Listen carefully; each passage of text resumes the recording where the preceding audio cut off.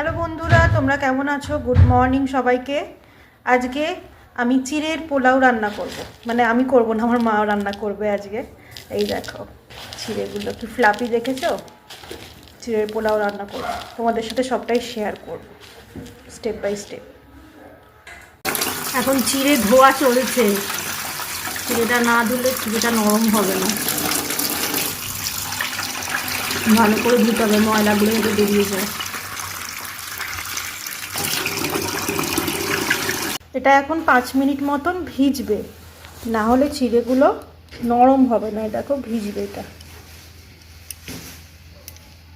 এখন আলু কাটা চলছে, একটা কাটা হয়ে গেছে, একটা এখন কাটা হবে।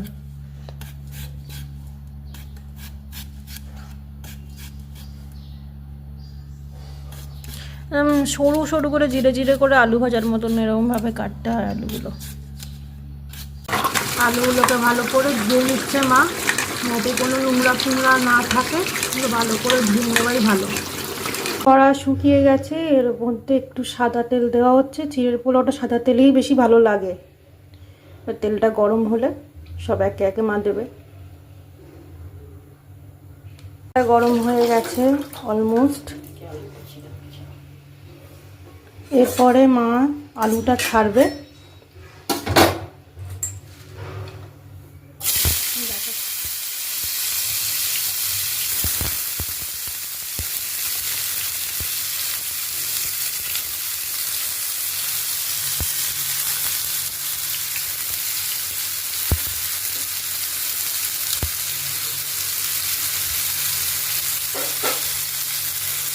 আলুটা ভাজা করতে হবে অল্প অল্প।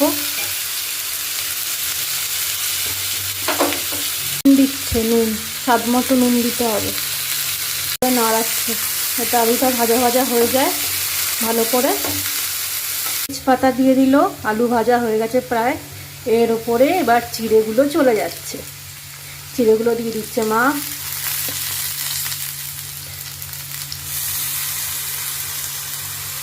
দেখো সব ভেজানো চিড়েগুলো উপর দিয়ে দিচ্ছি।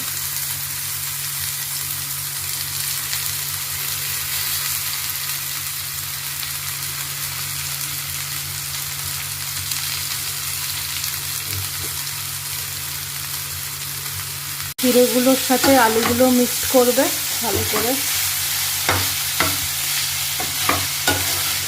দেখো